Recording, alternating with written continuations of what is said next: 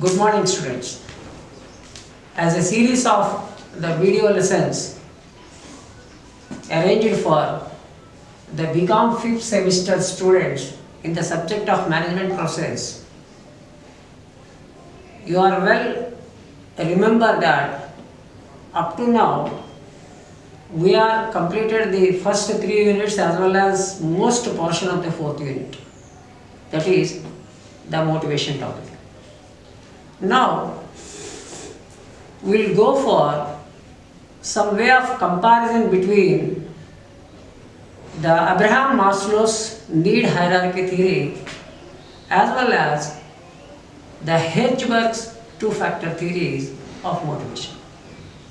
Why there is a comparison? Already we have covered the fundamental and basic concepts of these two theories in the earlier classes.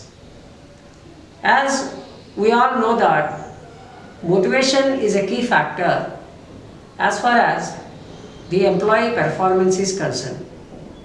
When once there is an employee performance with matching to the requirements and objectives and goals and targets of the organization from time to time, the organization's success or failure depends upon. Taking these things into consideration, in the case of management, the managers have been entrusted with some functional areas like planning function, organizing function, directing function, and so on and so forth. In the case of the direction function, one of the very prominent areas of the sub-function is motivation. Now coming to the question of why there is a need of comparison here. The first and foremost thing what we have to observe here is, even though there are n number of theories, in your syllabus, it is only having two theories. That is Abraham Maslow's need hierarchy theory and Hertzberg's two-factor theory. If you observe and compare these two, the fundamental difference what we found is, in the case of the Maslow's need hierarchy, Maslow has tried enough to the level of his best to categorize the needs of the human beings as well as the needs of the employees in an organization. Because the employees in an organization are mostly human beings only. Henceforth, he opined that until and unless the needs are not being satisfied, the generation of motivation is a big question mark. In order to get the people formulate a positive attitude towards the work and work environment within the organization and to make them contribute to the fullest extent for the achievement of the goals and targets of the objectives of the organization, it is essential to identify the needs of a human being or the employee in the organization and to make their efforts to satisfy those needs from time to time, such that there is a change in the attitudinal aspects of the employee, and that will go for the contribution towards the organizational goal achievement. Henceforth, he divided the total needs of the employees or the human beings in the organization into 5 categories, starting from the physiological factors, right? Starting from the physiological factors, safety factors, social factors, esteem factors, and self-actualization factors. Each factor what we have written here is called as need. Physiological needs, safety needs, social needs, esteem needs, self-actualization needs. So these are all needs which are identified by Abraham Maslow. The ladder of these needs passes from bottom to up. It is initially the physiological needs or the fundamental needs or the basic needs or the core needs of a human being will come under these physiological factors. After gratifying these needs or satisfying these needs, the employee's psychology enters into the other needs, that is safety needs, the second level needs. When once the safety needs are gratified or satisfied, the employee or the human being enters into the social needs. When once the social needs are satisfied, the person wants esteem needs. When once the esteem needs are satisfied, ultimately the person wants self-actualization needs satisfaction or fulfillment. Henceforth, what we can observe here is human being mentality is need-based and need-driven. Henceforth, in order to motivate a person towards the work, towards the contribution of best performance of an employee towards the organizational goal achievement and objective achievement, it is must to gratify the needs in a sequential order. First, second, third, fourth, fifth. Now, as far as the Hedgeberg's two-factor theory is concerned, he has not done like Abraham Maslow.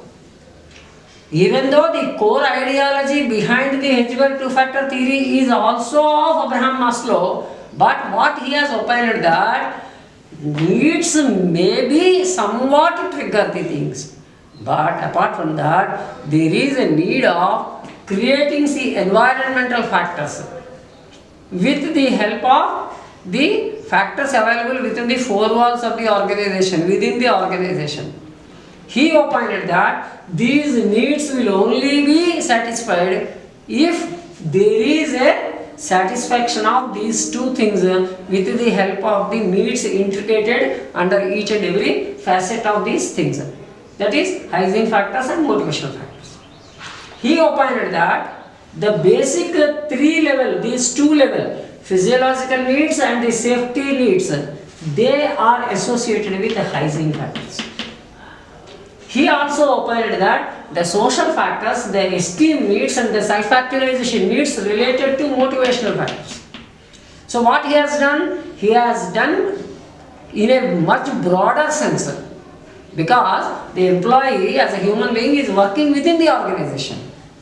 So when once the needs are identified, the question mark here, how the needs will be gratified? For that, what structural arrangements are required?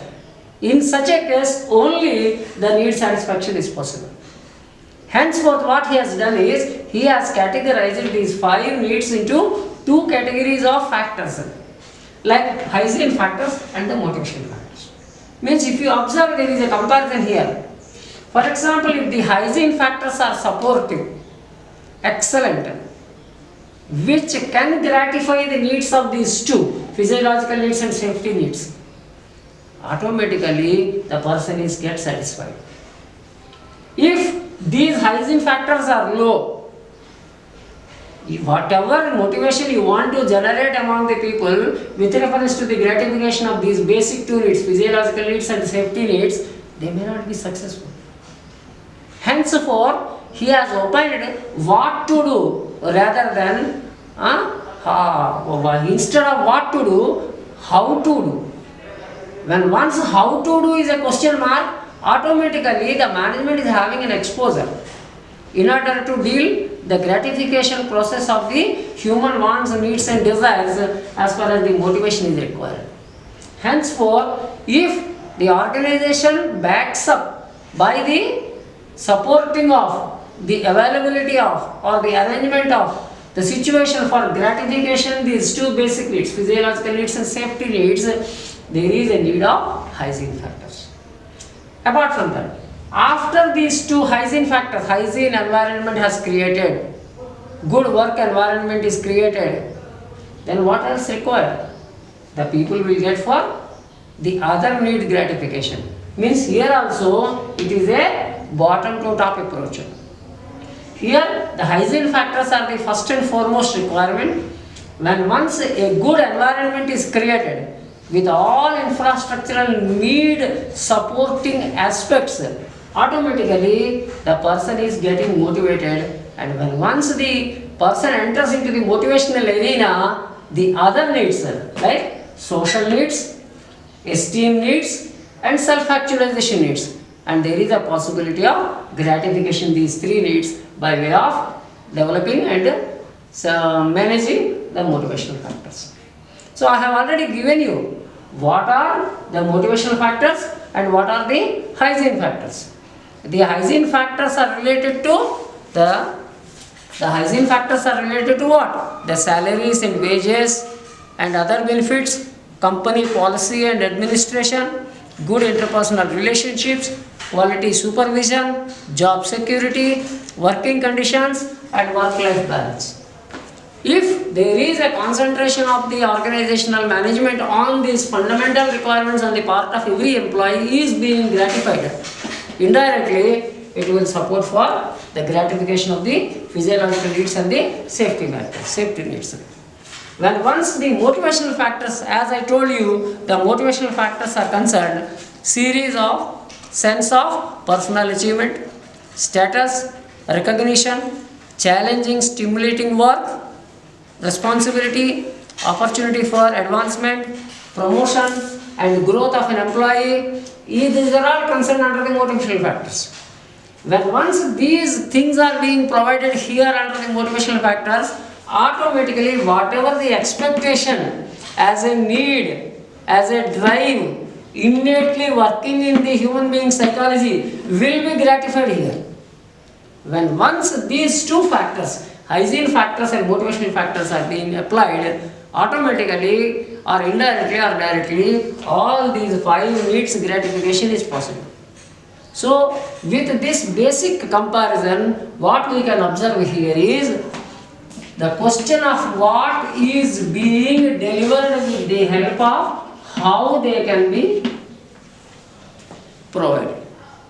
When once the how is being satisfied, automatically the what is being satisfied. So this is a crystal clear way of differentiation between these two factors. No doubt, even though there is Hedgeberg factors theory, two-factor theory, the basic theory, as everyone recounts in the arena of motivation, is Abraham Maslow's 5-need hierarchy theory. So it is no doubt a basic fundamental foundation, but the improvement here is, instead of satisfying the needs in a chronological order, if the how aspect is being provided, means the strategy through which these 5 needs can be gratified or satisfied among the employees, then it will be resulting into the utmost level of motivation of an employee towards the initial goal achievement. Right? This is what the comparison between the Maslow's hierarchy theory as well as the Hedgeberg two-factor theory. Now coming to the question, how this is being related with the productivity? Now we will come in here. If there is motivation, enough motivation among the employees, this motivation will go into the creation of morale on the part of the employee. Then what is morale? Morale having a preparedness of psychology on the part of a person and feeling of pride of doing that particular job. If all these needs are being satisfied, either by way or this way, automatically what a person needs more? Nothing. He is going to have a positive environment in his mind, in his psychology, and hence his attitude is very much favorable towards working in a designation within that organization. When once the morale is satisfied and when morale is present positively in the mind of an employee, that will go for the creation of job satisfaction. The person starts feeling satisfied with the role and the designation being provided to the employee. When once the job satisfaction do exist in the mind of an employee, the performance is resulted up to the mark or the expectation or the standards being developed by the organization from time to time. When once the performance is there, automatically the result is there. When once there is a result, automatically the result is nothing but the achievement of the objectives of the organization, goals of the organization, targets of the organization. So that's why it continuously goes for the cause of studying about productivity. It is related to productivity. It is related to productivity. How you can go for the calculation of productivity? input and output. The relationship between input and output. So how you input, that leads to the output. This is what we can go for, how the motivation is going to contribute towards better productivity among the organizational work environment and within the organizational requirements. This is what a relativity and comparison what we have studied today in this class. With this concept, today we'll go for the conclusion of this topic today, and I hope that you have understood what is Abraham Maslow's need hierarchy theory, what is Hedgeberg's two-factor theory, and how these two are being there to create productivity, and the link between the motivation and the creativity or the productivity on the part of the organization. Thank you very much, and if you have any doubts, you can ask in the assignments as far as the assignments are concerned. Thank you very much.